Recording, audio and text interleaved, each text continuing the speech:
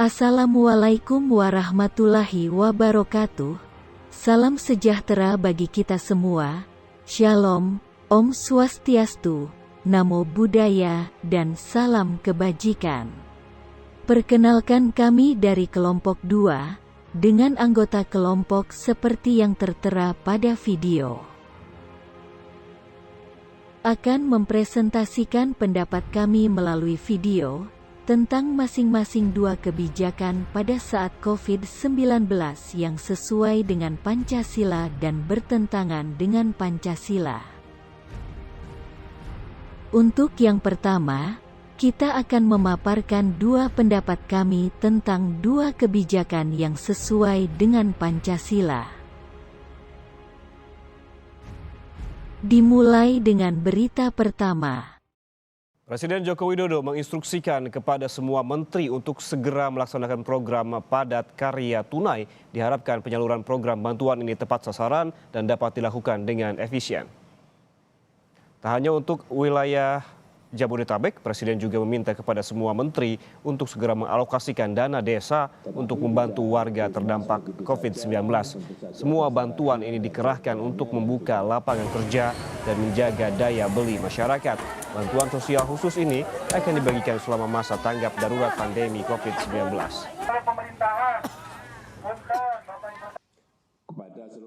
Menurut kelompok kami, kebijakan pemerintah yang ada di berita sesuai dengan sila kedua dan kelima yang berbunyi kemanusiaan yang adil dan beradab juga keadilan sosial bagi seluruh rakyat Indonesia.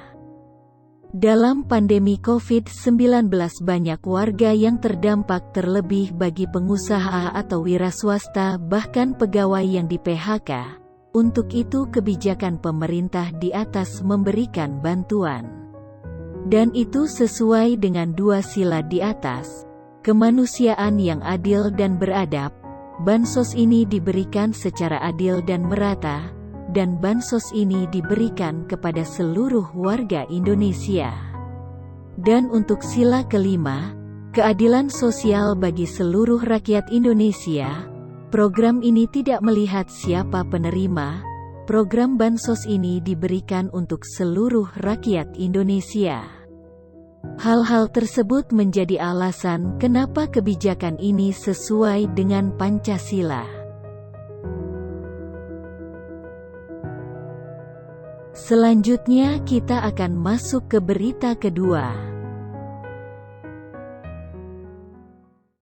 Saya ajak semua, mari kita ikut melaksanakan vaksinasi. Karena ini diharapkan untuk bisa supaya masyarakat Indonesia mengalami kekebalan terhadap COVID ini. Kita belum tahu COVID ini sampai kapan.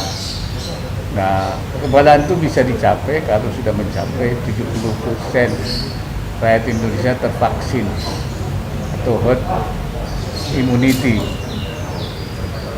Nah, kalau menurut pandangan agama, kita ini fardu kifayah, wajib untuk melakukan vaksin itu. Karena ini dalam rangka bahasa kiainya itu al-ihtiraz anil waba, menjaga daripada penyakit itu hukumnya wajib. Wajibnya sampai kapan? Sampai nanti tercapainya herd immunity itu. Sampai 70% tervaksin baru gugur kewajibannya. Itu fardu kifayah. Artinya kalau belum tercapai itu dia belum hilang kewajibannya.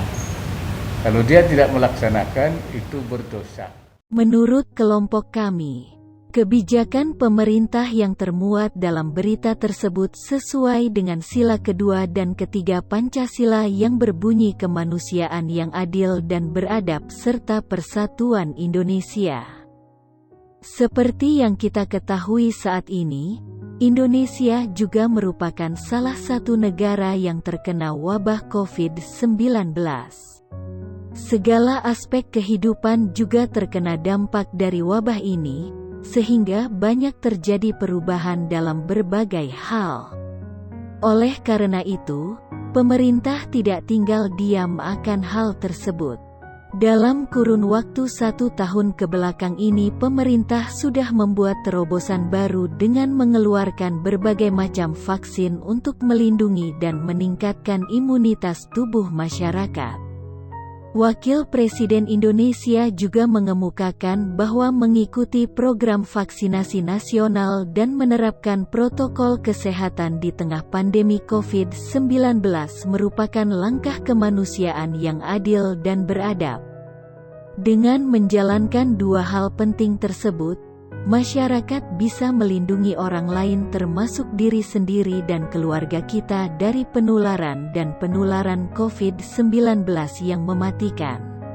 Untuk saat ini pemerintah juga membuat kebijakan bahwa masyarakat Indonesia diharuskan untuk melakukan vaksinasi, sesuai Peraturan Presiden Nomor 14 Tahun 2021. Untuk itulah saatnya seluruh masyarakat bersama-sama mengamalkan prinsip kemanusiaan dan persatuan demi keberhasilan upaya penanggulangan pandemi COVID-19. Dan bangkit kembali untuk membangun dan meraih cita-cita Indonesia maju. Dari berbagai hal tersebutlah yang menjadi alasan mengapa kebijakan ini telah sesuai dengan Pancasila. Sekarang kami akan memaparkan pendapat kami tentang 2 kebijakan yang menurut kami bertentangan dengan Pancasila. Oke, sekarang kita masuk ke berita yang pertama.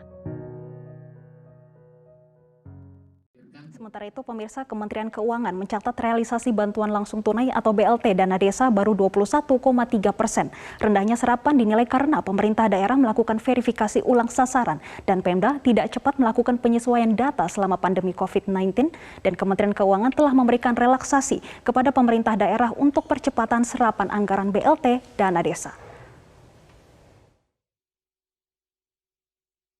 Selama semester 1 tahun 2021, realisasi anggaran BLT dana desa baru 6,11 triliun rupiah dari total anggaran 28,8 triliun rupiah. Dalam program berjalan 12 bulan dengan besaran BLT Rp300.000 per bulan untuk tiap keluarga penerima manfaat atau KPM. Direktur Jenderal Perimbangan Keuangan Kementerian Keuangan Astera Primanto Bakti mengatakan untuk sasaran KPM selama semester 1, Pemda baru menyasar 5,2 juta KPM dari target 8 juta KPM. Sedangkan 163 daerah kabupaten kota realisasinya masih di bawah 15%, bahkan hanya 21 daerah kabupaten kota yang realisasi BLT-nya di atas 50%. Berdasarkan data Kementerian Keuangan, realisasi anggaran BLT dari bulan Januari hingga bulan Juli terus menurun. Alasan penurunan realisasi karena pemerintah daerah mendata dan verifikasi ulang KPM yang berhak menerima BLT dana desa agar lebih tepat sasaran. Menurut kelompok kami, menurut berita tersebut, bantuan langsung tunai (BLT) bagi masyarakat miskin. Kebanyakan BLT tidak sampai ke tangan yang berhak, dan pembagiannya menimbulkan berbagai masalah sosial. Karena alasan tersebutlah, kebijakan pemerintah tentang bantuan langsung tunai (BLT) yang tidak tepat sasaran pada saat pandemi tersebut tidak sesuai dengan sila Pancasila kelima yang berbunyi keadilan sosial bagi seluruh rakyat Indonesia. Kemudian kita akan lanjut ke berita kedua.